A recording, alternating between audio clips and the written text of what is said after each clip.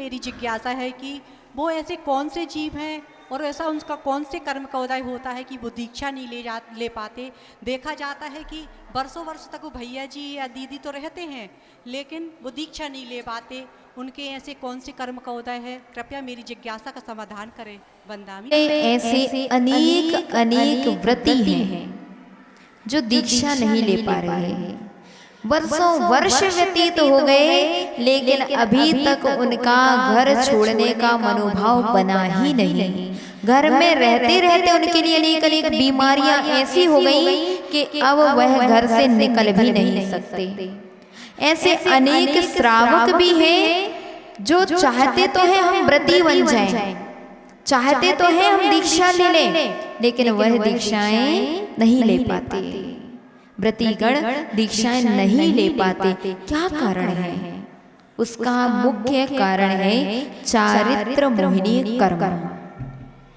समझना विशेष आज वर्तमान में समझने वाली बात है कि आज अधिकांशतः नगर नगर में, गांव गांव में व्रतीगण हैं लेकिन उनकी दीक्षा के भाव नहीं बन पा रहे, और भाव भी बनते हैं तो उनकी दीक्षाएं हो नहीं पा रही। उसका कारण उन्होंने तीव्र चारित्र मोहिनी कर्म का आश्रय कर लिया है। पूर्व में पुण्य का संचय किया था तो व्रती तो बन गए, यानी कि आप प्रत्याख्याना वर्ण कषाय तो मंद हुई है लेकिन प्रत्याख्याना वर्ण कषाय अभी मंद नहीं हुई। और प्रत्याख्याना वर्ण कषाय ना होने से मंद उनके लिए व्रती बनने के बाद भी दीक्षा लेने के भाव नहीं बनते अथवा अड़चने आ रही हैं। कई बार ऐसा होता है कि ऐसे भी लोग, ऐसे भी व्रती जो महाव्रतियों की अवज्ञा करते हैं, अवहेलना करते हैं, निंदाएं करते हैं, चुगली करते हैं, बुराइयां करते हैं, पंथवाद संतवाद के नाम पर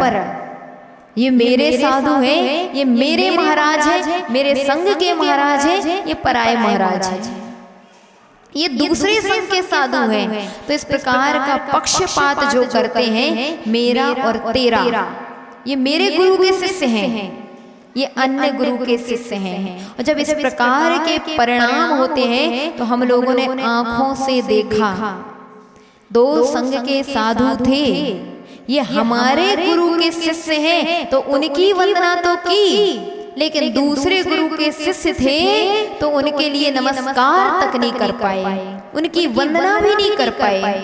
साक्षात आंखों से ये चीज देखी गई।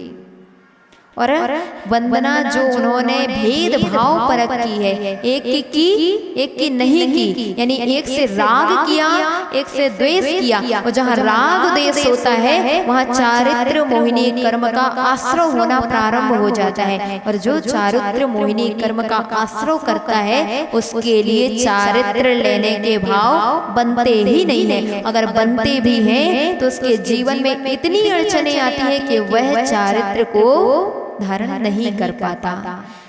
कितने कितने वर्ष व्यतीत हो गए, घर में रहते रहते बीमारियां इतनी हो गई कि अब उनकी सामर्थ्य ही नहीं रह गई कि वह दीक्षा ले पाए।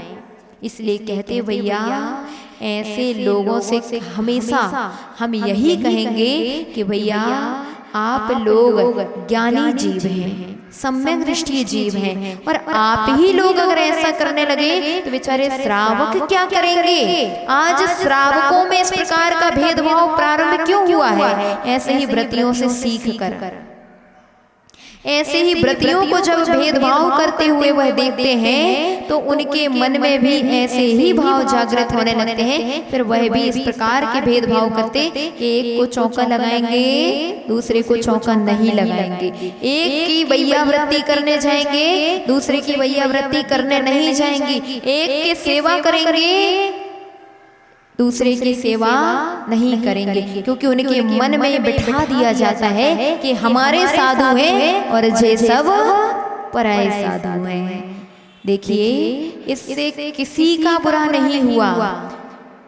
हर एक जीव का अपना अपना पुण्य होता है। तुम नहीं करोगे तो उनके लिए ऐसे हजारों लाखों लोग मिलेंगे, लेकिन तुमने उनके निमित्त से जिस प्रकार का कर्म का आश्रय किया है द्वेष परिणाम रखे हैं, मुझे इनका विनय नहीं करना, इनकी सेवा नहीं करना, ये हमारे नहीं है, इस प्रकार के परिणाम रखे हैं। तो जो इस प्रकार के परिणाम रखेगा उसके लिए निरंतर निरंतर तीव्र कर्म का आश्रय हो रहा है, और ऐसे कर्म का आश्रय हो रहा है कि वह जीव द्रव्य से तो व्रति दिख सकता है, लेकिन भाव से प्रथम गुणस्थानवर्ती मिथ्या दृष्टि है।